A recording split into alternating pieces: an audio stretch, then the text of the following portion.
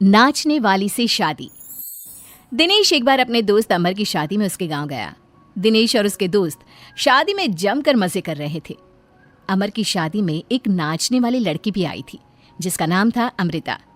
उसका नाच देखकर वो लड़की दिनेश को बहुत पसंद आ जाती है। जब वो लड़की शादी में डांस करके वहां से जाने लगती है तो दिनेश उसके पास जाता है। देखो, तुम मुझे बहुत पसंद हो, तुम बहुत अच्छा डांस करती हो। जी शुक्रिया, डांस की बात तो सही है, लेकिन आप मुझे पसंद करते हैं ये बात समझ में नहीं आई। इसमें समझना कैसा, मैं तुमसे शादी करना चाहता हूँ। हाँ, आपको पता नहीं क्या, मैं नाचने वाली हूँ और हम जैसी लड़कियों से कोई शादी नहीं करता। बहुत लड़के आते हैं तुम्हारी तरह बातें बनाने वाले, शादी के प्रपोजल्स लेकर लेकिन शादी कोई नहीं करता। कौन करेगा मुझसे शादी? मैं सच कह रहा हूँ, मैं सच में तुम्हें बहुत पसंद करता हूँ और तुमसे शादी करना चाहता हूँ। मुझे तुम्हारी बात पर बिल्कुल भरोसा नहीं। अगर तुम सच में मुझसे शादी करना चाहते हो तो अपने माँ बाप को साथ में लेकर आना। मैं तुम्हें यहीं इसी गांव में मिलूंगी, ये मेरा पता है। शादी होने के बाद दिनेश अपने घर लौट आता है। अपनी माँ के पास जाकर कहता है, माँ, मैं अमृता नाम की एक लड़की को बहुत पसंद करता हूँ, उससे शादी करना चाहता हूँ।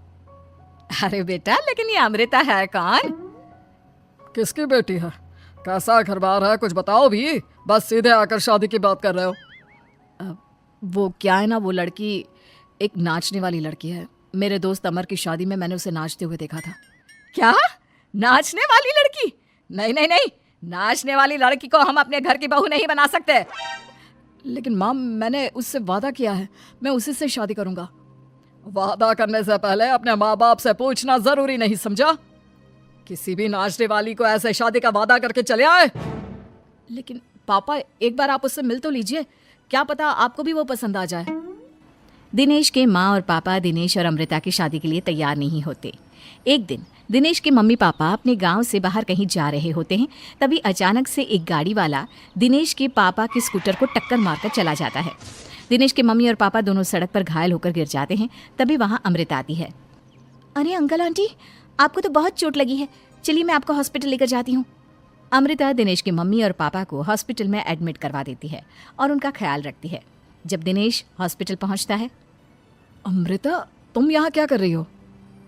तो क्या ये तुम्हारे मम्मी पापा हैं? वहाँ सड़क पर उनका एक्सीडेंट हो गया था, इसलिए मैं यहाँ हॉस्पिटल में लेकर आ गई। क्या ये वही लड़की है बेटा जो तुम्हें पसंद थी? हाँ माँ, यही तो है अमृता, जिसके बारे में मैंने आपसे बात की थी। हमारी सोच गलत थी, ये लड़की तो बहुत अच्छी है और हम तुम्हारी इससे शादी करवाने के लिए अब बिल्कुल तैयार हैं। उसके बाद दिनेश और अमृता की शादी हो जाती है। अमृता एक नाचने वाली थी और इसलिए वो किसी भी तरह की आवाज पर नाचना शुरू कर देती। एक दिन जब वो किचन में खाना बनाते वक्त झूम झूम कर नाच रही थी। अरे बहू, तुम यहाँ किचन में खड़ी होकर डांस क्यों कर रही हो? यहाँ कौन सा गाना बज रहा है? मम्मी जी, वो कुकर की सीटी का म्यूजिक है ना, बस उसी पर डांस कर रही थी। आप भी सुनिए ना, कितना अच्छा म्यूजिक है। अरे अब कुकर की सीटी पर कौन डांस करता है? अजीब नाचने वाली बहू मिली है। माना दिल की अच्छी है, लेकिन कुकर की सीटी पर भी नाचती है। भगवान भला करे। कुछ दिनों बाद दिनेश के पड़ोस वाले घर में कंस्ट्रक्शन का काम चल रहा था और सारा दिन मजदूरों के हथौड़े चलाने की आवाज आती रहती।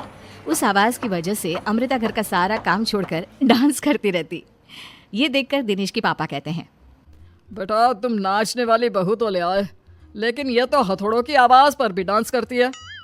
और बेटा अपने घर का काम बिल्कुल छोड़ दिया है, सारा दिन बस मजदूरों के औजारों की आवाज पर डांस करती रहती है। कल मैंने एक गिलास पानी मांगा था तो मुझसे कहती है, पापा बाद में देती हूँ, अभी तो डांस कर रही हूँ मैं, डिस्टर्ब मत करो। माँ पापा, आपकी बात सही है, अमृता के ऊपर तो डांस करने का नशा कुछ ज़्यादा ही सवार हो गया है। लगता है इसके पुराने काम का भूत इसके सिर में फिर से घुस गया है। अरे लेकिन बेटा हम क्या करें, अब ये पूरा दिन इसी तरह नाचती रहेगी तो कुछ अजीब नहीं लगेगा?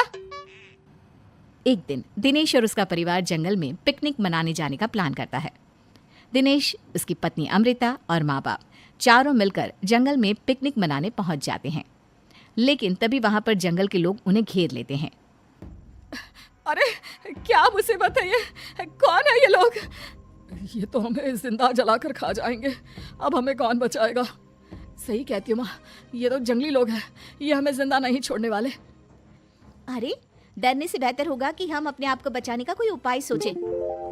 तुम्हारा क्या है, तुम तो नाचने लग जाओगी। तुम्हारा दिमाग भी काम करता है और तुम्हारे तो पैर भी काम करते हैं। अरे माँ, ये लड़ने का वक्त नहीं है, हमें कुछ सोचना पड़ेगा। अब सोचने से कुछ नहीं होने वाला, ये जंगल के लोग हमें पका कर खा जाएंगे। वो जंगली लोग दिनेश और उसके परिवार के हाथ पैर बांधकर उन्हें मारने की तैयारी करने लगते हैं। लेकिन उससे पहले वो आग जलाकर जोर शोर से नाचते हैं। उन्हें नाचता देखकर अमृता के अंदर की नर्तकी भी बाहर आ जाती है और वो पेड़ से बंधे बंधे ही जोर जोर से अपने पैरों से ठुमके लगाने लगती है। तभी एक जंगली बोल पड़ता है, लड़की, तुम यहाँ पेड़ से बंधे बंधे क्यों नाच रही हो? क्योंकि मुझे तुम जंगलियों से ज्यादा अच्छा डांस करना आता है। अरे जाओ जाओ, हम जितनी तेज डांस करते हैं उतना तो तुम कर ही नहीं सकती। लगा लो शर्त। अच्छा ठीक है, लगी शर्त। अगर तुमने हमसे ज्यादा अच्छा और तेज डांस किया तो हम तुम्हारे परिवार को जिंदा छोड़ देंगे। और अगर तुम हार गई तो हम तुम सबको जिंदा जलाकर खा जाएंगे। अच्छा ठीक है, मुझे तुम्हारी शर्त मंजूर है। अब बजाओ तुम्हारा जंगली ढोल, देखते हैं कौन कितना डांस करता है। वो जंगली लोग जोर जोर से ढोल बजाकर नाचना शुरू कर देते हैं। दिनेश और उसका परिवार उनके नाच की स्पीड देखकर दंग रह जाता है। अमृता भी उनके साथ बराबर से नाचने की कोशिश कर रही थी। धीरे धीरे अमृता ने अपने डांस की स्पीड को कम कर दिया। क्या हुआ, हवा निकल गई तुम्हारी? बढ़िया ही हमसे जीतने वाली। बस 1 मिनट रुक जाओ, तुमको तो मैं अभी बताती हूँ। अब तक अमृता धीरे धीरे नाच रही थी ताकि वो सारे जंगली थक जाए और अमृता बाद में जोर जोर से डांस करके उन्हें हरा दे। और ऐसा ही हुआ। अमृता ने अब तेज स्पीड से नाचना शुरू कर दिया। सारे जंगली अब तक थक चुके थे। देखा, अब पता चला कौन ज्यादा अच्छा और तेज नाच सकता है। हाँ हाँ, तुम ही हमसे ज्यादा अच्छा और तेज डांस करती हो। हमने मान लिया, बहुत थक गए, बस भी करो। अरे अभी कहाँ से बस करो, तुम कहो तो मैं दिन रात लगातार नाच सकती हूँ। हम तुम्हारे आगे हार मानते हैं, तुम अपने परिवार को लेकर यहाँ से चली जाओ।